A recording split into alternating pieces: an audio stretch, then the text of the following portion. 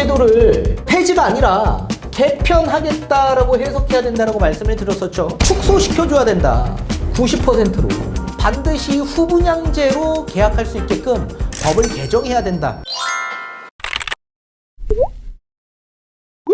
네, 안녕하세요. 반갑습니다. 이경민의 부동산 하이킥의 이경민입니다.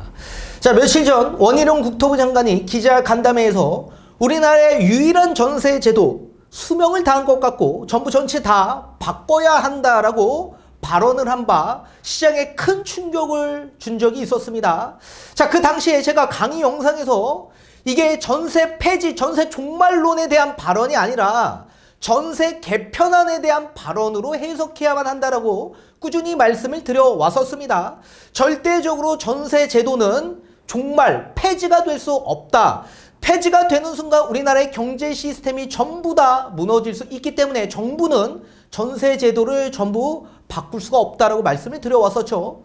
아니나 다를까 일주일이 지난 어제죠. 전세 제도에 따른 폐지가 아니라 개편이다. 거기에 따른 방향성을 확고히 했었습니다. 자, 따라서 전세 제도에 대한 방향성을 이번 발언에서 우리가 엿볼 수가 있는데 뒤에 판서를 통해서 좀 더 세부적으로 풀어드리도록 하겠습니다. 자, 원희룡 국토부 장관이 정부의 전세제도 개편 논의는 전세를 없애려는 접근이 아니라고 말했습니다. 자, 원 장관은 전세제도가 해온 역할을 무시하거나 전세를 제거하려는 접근은 하지 않겠다며 점진적 개편 의지를 밝혔다라고 국토부가 전했습니다. 자, 원 장관은 앞서 지난 취임 1주년 기자간담회에서 전세제도가 이제 수명이 다한 게 아닌가 싶다라고 발언을 해서 정부의 개편 방향에 관심이 쏠렸었습니다. 자, 원 장관은 전세처럼 이 사회에 뿌리 내린 제도가 생긴 데에는 여러 이유가 있는 것이고 이런 행동의 뿌리는 하루아침에 바뀌지 않는다. 자, 이렇게 이 사회에 뿌리 내린 제도가 생긴 데에는 여러 이유가 있다. 얽히고 설켜 있다라는 얘기입니다. 따라서 이런 얽히고 설켜 있는 모든 경제 시스템을 무너뜨릴 수가 없다라는 얘기이고 또 하루아침에 이걸 바꾸지 않는다. 그러니까 수요가 있는 한 이 모든 것을 바뀌지 않는다라고 얘기하고 있는 겁니다. 자, 다만 전세 대출을 끼고 갭 투자를 해서 경매에 넘기는 것 빼고는 보증금을 돌려줄 방법이 없는데도 불구하고 재테크 수단으로 여겨지는 부분은 손을 봐야 한다라고 말했습니다. 따라서 무자본 갭 투자 이런 것들을 방지하겠다라고 밝힌 것으로 보여집니다. 자, 대표적으로 일정 수준을 넘는 갭 투자를 금지 또는 제한하는 방안을 논의할 수 있다라고 바라봤습니다. 또한 선순위 보증금, 근저당 등 기존 채무가 있으면 보증금을 제한하는 방안도 언급했습니다. 담보가치가 남아있는 부분의 일정 비율만큼만 전세 보증금으로 받을 수 있도록 한도를 두는 그런 방안도 있다며 또 임차인이 보증금을 보장받을 수 있는 권리를 최대한 확보하는 방안을 고민하고 있다라고 합니다. 또한 전세보증금, 신탁사나 보증기간 등 제3의 기간에 예치하는 에스크로 방식 이 제도에 대한 도입은 검토한 적이 없다라고 해명했습니다. 저번 시간에는 검토하겠다라고 했는데 검토한 적이 없다라고 해명을 했죠.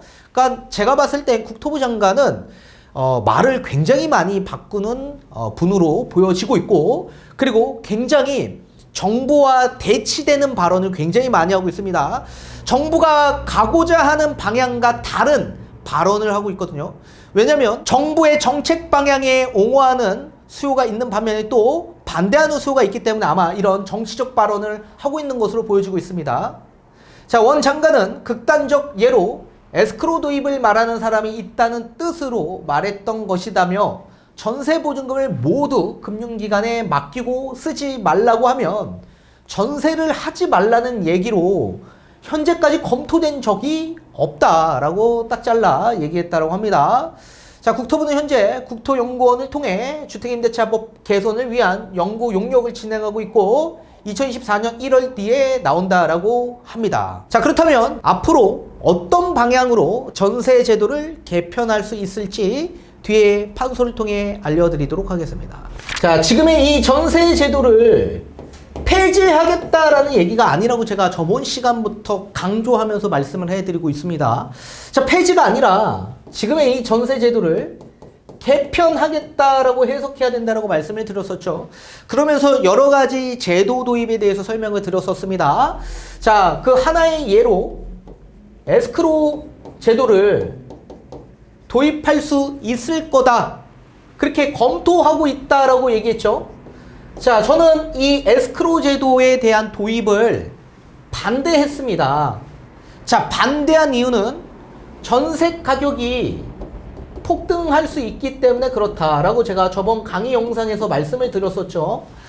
자, 에스크로 제도가 어떤 제도냐면, 원래 보통 임대차 계약은 임차인과 임대인, 임대차 계약이 체결이 되면서 임대 보증금의 전액을 임대인에게 납부하는 방식이죠. 그런데 제3의 기관 또는 신탁사가 전세 보증금의 약 30% 수준의 보증금을 예치해 놓고, 그리고 70%만 집주인에게 돌려주는 방식, 그런 방식으로 진행할 수 있을 거다. 그리고 그런 제도를 고려해 보겠다라는 원장 간의 발언이 있었습니다. 따라서 이 제도가 도입되는 순간 주변 전세 시세보다 더 높게 전세 보증금을 끌어올린다. 그래서 전세 보증금에 폭등이 일어날 거다라고 제가 굉장히 위험성이 있는 이런 제도에 대한 부분에 대해서 말씀을 하면서 강조한 적이 있었습니다.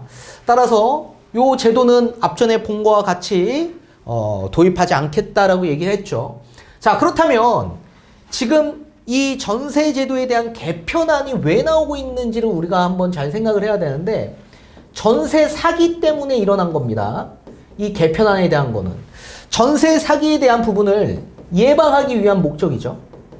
자, 그러면 이 전세 사기를 예방하기 위해서는 무자본에 대한 무리한 갭 투자, 이분들을 전부 다 방지해야 된다. 자, 무자본, 본인 돈 한 푼 들어가지 않고 갭 투자하시는 분들도 엄청나게 많이 있었죠. 또는 본인 돈 한 푼 들어가지 않은 상황에서 오히려 돌려받는 플러스 갭 투자도 엄청나게 많이 있습니다. 전세 사기자들을 보게 되면 보통 무자본 플러스 갭 투자입니다. 자, 이분들이 일어난 이유를 일단 살펴봐야 되는데, 이건 뒤에 가서 말씀을 드릴 거고, 그리고 여기에 따른 대응 방안에 대해서 한번 우리가 알아봐야 됩니다. 자, 우선적으로 이 보증금에 대한 보호 장치를 마련해 줘야 되겠죠.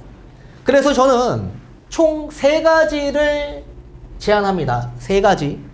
자, 일단 첫 번째, 보증보험에 대한, 자, 보증보험을 가입할 때 보증 한도가 기존에는 100%였습니다.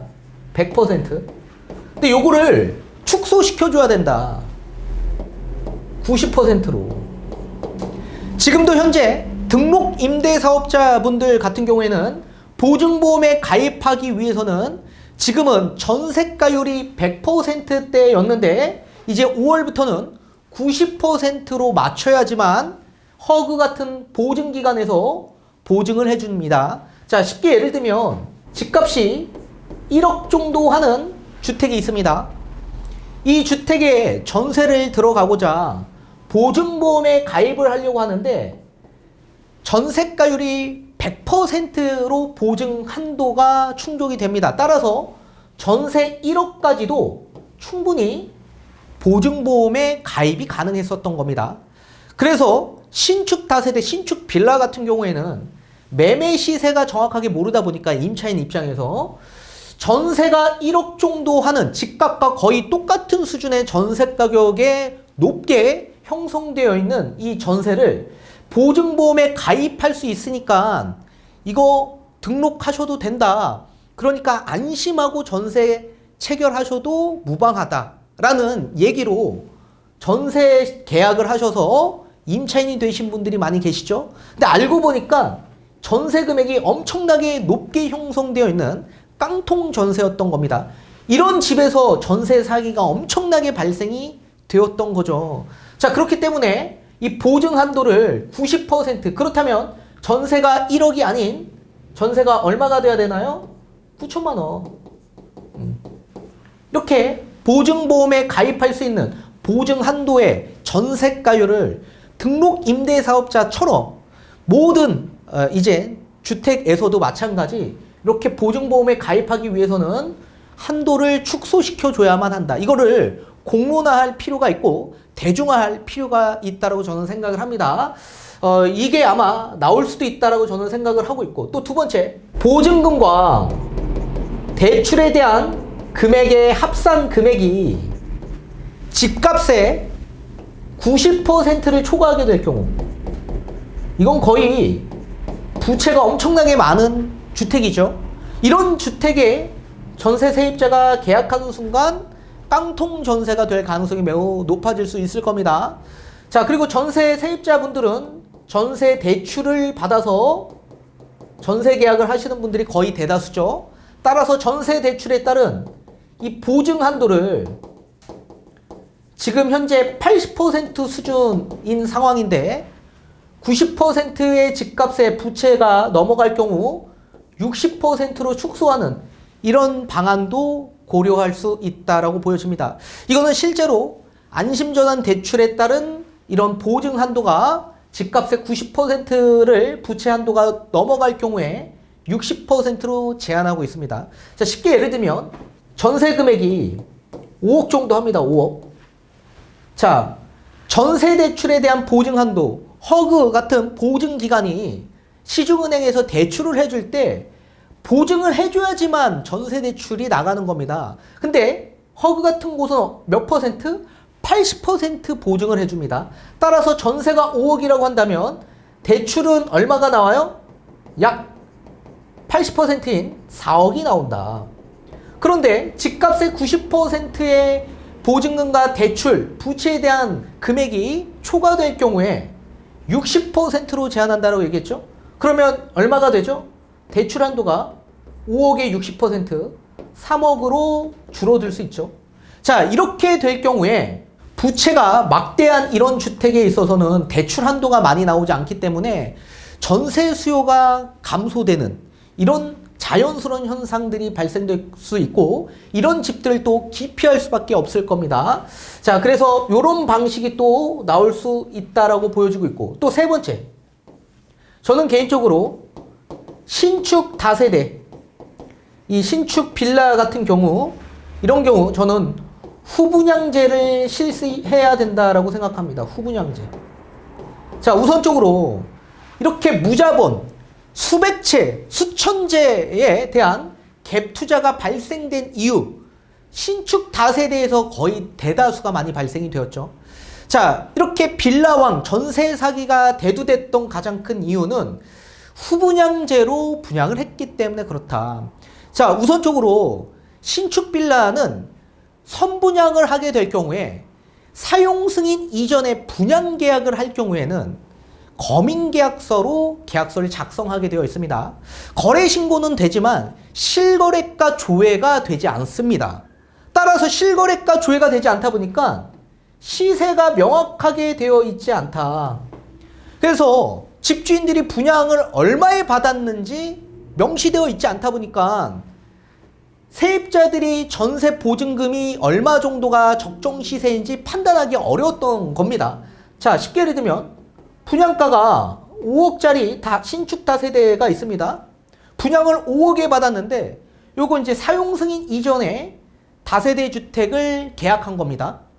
자, 그렇다 보니 검인계약서로 들어가다 보니 자연스럽게 실거래가 조회가 되지 않고 이 분양가격 5억인데 요거를 전세를 5억에 맞추는 겁니다. 그럼 세입자 입장에선 분양계약이 5억에 됐는지 얼마에 됐는지 알 길이 없죠.